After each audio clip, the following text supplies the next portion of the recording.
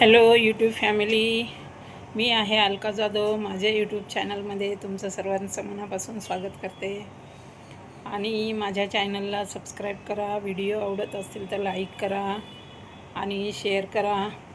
आणि बाकी काही नाही. आज दुपारच्या जेवणात बघा मी काय काय खाते तुम्हाला दाखवते.